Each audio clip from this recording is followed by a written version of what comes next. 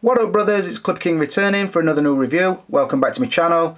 As you can see, the figure I'll be reviewing today is Raphael from the Teenage Mutant Ninja Turtles movie by ThreeZero. I've recently reviewed Donatello, Michelangelo and Leonardo, so this will be the last review I've done. And I'll give you my full thoughts, a full comprehensive review. You'll get the scores, my likes and dislikes, and whether I think the figure is worth a pickup as a whole. Just the initial pose I've got him sort of leant against the box, as you can see.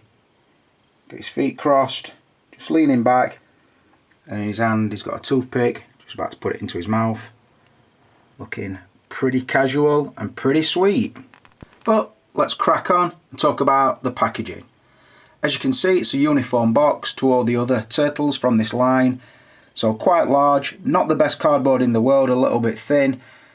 So you do pick up a few more dings than you normally would on an Hot Toys box, as you can see in this top corner. But this one isn't as bad as Donatello's. I think Donatello's box got the brunt of the Parcel Force kick. Anyway, you see the graphics at the top, the Teenage Mutant Ninja Turtles, the movie, 1/6 scale collectible. Moving away, you see Raphael in his signature red colour, and then a picture of the CGI character from the movie.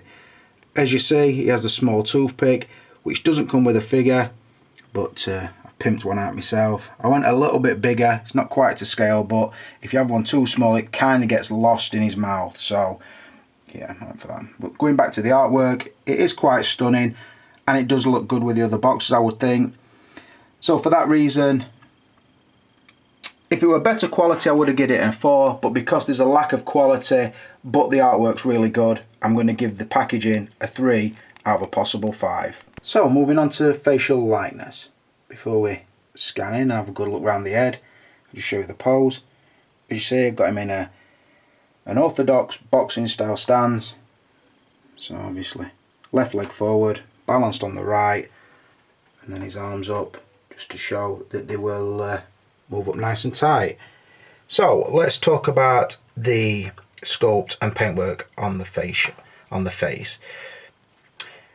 I've got to start off by saying this one of all 4 would be my favourite, looks wise and overall figure. That will become clear through the review, but I just realised it pretty quick out the box, because each one of them has something that I'm not too keen about with it. This one doesn't.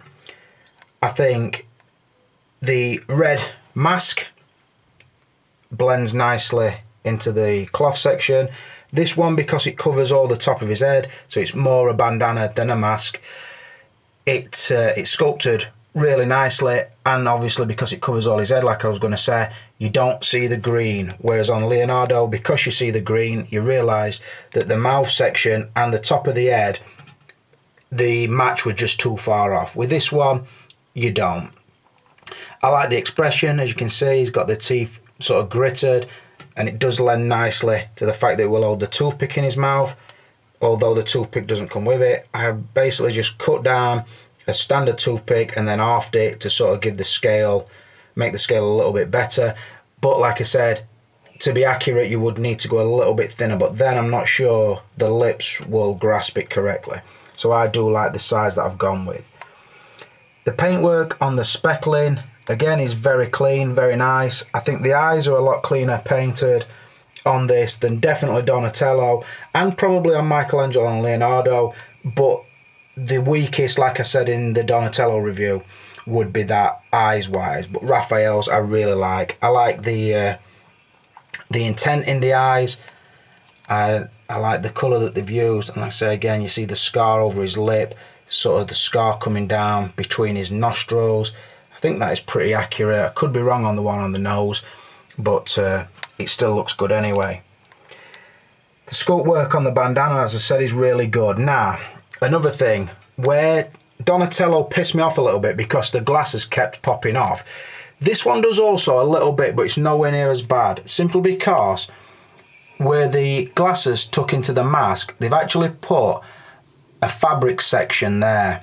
So if you look here, it will tuck in, At this side it will slightly tuck in, whereas on all the others it's completely sculpted on the head, and then just sort of from the knot it becomes loose fabric. Whereas on Raphael, you see he does have the triangular flap down the back, and then his the sort of knot is underneath there. So it does help with the glasses, although this do sometimes still pop off. So like I said, this one is my favourite looks wise. I think it's also the most accurate to the film. The expression and the intent on the face I really like. It just fits the theme of the character really nicely. So for that reason, I've given it a 5 out of a possible 5. Right, rolling on to his outfit. And he does have a pretty simple outfit when you compare it to that of any of the other three. By that I mean, there's nothing that feels like it's getting in the way or nothing too niggly about it. It's pretty simple, got a Roman gladiator theme about it, and just looks pretty badass. The use of materials is really good, and like I said, nothing gets in your way or nothing keeps coming untied or anything like that. The glasses are removable. As you see, I've taken them off for this pose just so I could show you. See, it has like a bullet mark in the front and the tape on the side, and like I said, do just slide into the sort of section there on the mask, and then a section down there, so it holds them in place quite nicely. Like I've said, the mask is sculpted, although at the back the fabric is real, and the match is really nice. And then on his upper body, all you've basically got is a brown weathered faux leather belt, as you see there.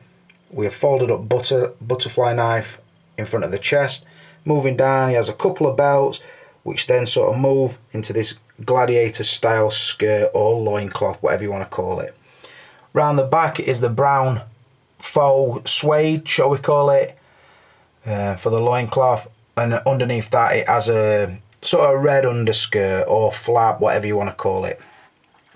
As we move down, you see the bandage theme again that all the other turtles have. Same on the knee, same on the feet, although the shins are covered with kind of the faux suede wrap, which is laced at the side and does have the metal buttons stuck on.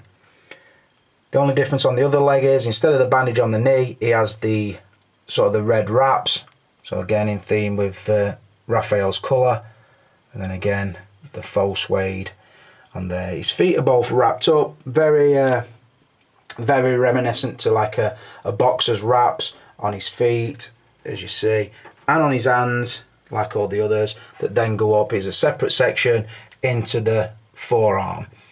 Moving up his left arm, you see again the red wrap, although on the right arm he uses white. So like I said, pretty simple, but does look very good. The accuracy to the film is also there, so that is nice. Just show you around the back. You see the belt does buckle at the back. He has the duct tape on the parts of his shell that have been cracked. Again, his shell looks very nice, very accurate, awesome sculpt and paint. That's the loincloth at the back. That's not much more to see. I will mention that the waist belt that he has, as you see the section there and there, will hold the size, so I do like that also. But what I will say is I've put his size into his other set of hands, and because I feel that if you keep putting them in and taking them out, there is a chance they will break. So nearly went fucking tits up on me then, didn't he? Little shit house. Stand up. But yeah, I think with the size, I don't want to risk breaking them, so I have left him in the slightly open hands. But like I say, the outfit is really nicely done. The only thing that stops me giving it a top score is there's not a lot to it. So for that reason, I'm going to give the outfit probably a 3 out of a possible 5. Right, before I talk articulation, I just want to give a size comparison. Just for you guys who only collect Hot Toys and haven't seen the turtle figures in hand, just to give you a rough idea what they would look like displayed with your other stuff. So as we move at the front, I went for Bane because he's just above an average body size. So as you see, that's what Bane would look like. Raphael, as you can see, much bulkier, quite a bit taller. Donatello, although the body is nice and slim, would be a little bit taller than Raphael, as you see. Not a lot in it, but when his head is completely upright, he is taller. So that is what they would look like. And then you compare it with something like the Hulk, you see everything is sort of dwarfed by him. But I will say, I keep showing the Hulk because if you felt the body type of the Hulk, it's very similar to the turtle body. The turtle body is a little bit softer, so you can feel there is a loose armature inside, and the skin sections sort of float about on top of that. Apart from the upper leg, which is an hard sculpt, same with the lower leg, but pretty much the upper body, the soft, bendable, pliable skin on top of a nice strong armature. Now I'll get into a more dynamic pose for Raphael and just talk about his articulation. So, continuing with the articulation section, as you can see, I've got his legs quite widespread. As you can see, a nice dip in his knee. And then I've got one elbow tightly bent, so his hand's really up against his head. And then I've shown one that's fully extended with the arm away from the body. So, let's talk joints. The feet are attached to the ankle on a ball joint. I will say they're a little bit loose, looser than the others, but they don't pop off. It's more a case that you're posing him and his feet keep rotating. So it is decent articulation, but sometimes it does struggle to support him. Moving up, his knees bend quite nicely, but it's not anywhere near a double bend knee. In fact, I would say that back knee is probably as tight a bend as you're going to get through the knee. Up into the pelvis section, it does do the splits nicely. Kick forward a little bit limited, kick back a little bit limited, I think down to the shell. Also, as you see, it does have really bulky thighs or quadriceps, so take that into account. His lower abdomen is covered with the soft turtle body, and then there's a split just above the belts, as you can see, so you get a nice crunch in there, and obviously then there is backwards movement also. Moving up, the shoulders move quite freely, remembering that the arm skin is just floating on quite a bulky armature on this one. So that is why the elbows hold really nicely. There's rotation at the upper bicep, and like I say, quite free moving in the shoulders. Moving up, the head does articulate on a ball joint at the top end of the neck. Now, because of the shape of the mask on this one, that sometimes clashes with the top of the shell. So again, the articulation is a little bit hindered on the head, and my head feels very, very tight, I will say. In fact, that feels as tight as his feet feel loose, so a little bit weird. I think the articulation will bed in a little bit more. I haven't had these that long and I haven't really messed about with them other than in this review. So, but I'm very happy with it because it's better than a Predator would be. It's probably better than the Hulk would be, although it is very similar body parts to those figures that those figures would use. Better than Donatello because it doesn't piss you off while you're posing with it. There's nothing really gets in your way or hinders you. Like I say, of the Turtles, it is up there with the best. So for that reason, I'm going to give the articulation I'm going to give it a 4, which is a bit of a generous 4 because I were going to give it a 3. But because it's slightly better than the others, I had to knock it up to a 4 and a possible 5. Right, we'll move on to extras and accessories. And because this won't take long, I'll roll straight into value. So, the biggest extra that it brings, obviously, is the Psy. He has 2 of them. As you can see, very nicely done, oversized, a lot bigger than a human would use. The handles are wrapped nicely. It's not metal, it is plastic, but they are very sharp and I don't know, very hard feeling. It's not that bendy shit plastic. So they are quite nice. You can hold them standard in his hands, or as you can see, between his fingers. It is a bit tricky to get them in like that because his hands are quite an hard sculpt. So that is why I've put them in and I've left them in. So I do like those. Like I said as well, they will attach to the back of his belt if you want him stood without them in his hand. He also brings the shades, which as I've showed, tucks into the mask. Does have the tape on the left hand side, and then the bullet marked through the lens. It doesn't include the toothpick. You would have to give it a toothpick yourself if you wanted it to have that. Like I said, I know mine is oversized, but I thought any smaller and it would just get lost. So, not lost as it'd fall out in his mouth, but you wouldn't notice he got a toothpick in. It looked like he got some kind of little, I don't know, blade of grass hanging out his mouth. So I went for a oversized toothpick. Other than that, all he brings is one pair of spare hands. They are fisted and wrapped, as you can see. They are nicely done again, but it's not a lot. He wouldn't really need any more hands because he has nothing else to hold. I can't even think of what else he could bring. No idea really. So what he brings is pretty good, other than the toothpick missing, but I can't score him massively. No stand again, but none of the others did. I think they missed a trick a little bit with that because they could have had like an oversized sort of New York City manhole cover that when you bought all four they would attach together. They could have included some pizza boxes, that sort of thing. They could have put other stuff in, but they didn't. I say it don't really kill the figure, but I can only score it a 2 out of a possible 5. That's a point for the Sci and a point for the spare hands. Onto the value. As I expressed in the Donatello review, I actually sent Leonardo Michelangelo to review by Wyman at 16 Bruce. They were in the sale and he was letting them go for £300 plus the shipping from me to whoever bought them. Once I'd got them, I really wish I'd kept them. I teetered on brink of keeping them. I thought, they're here now, I might as well just keep them. £300 to me is a steal. But I kept my word. Somebody asked about them. They wanted to pay that price and I let them go. So I've regretted it a little bit since, but I haven't really lost sleep over it. I then set about trying to get Raphael and Donatello. Finally got them, although because I went to Hong Kong, I paid a lot more than the £300 than Wyman wanted for his two. You know the price is always going to be around the £200 mark now with these figures. They are to find Donatello and Raphael. Most people are going to be paying sort of between $220 and $250, I would think, if they want them.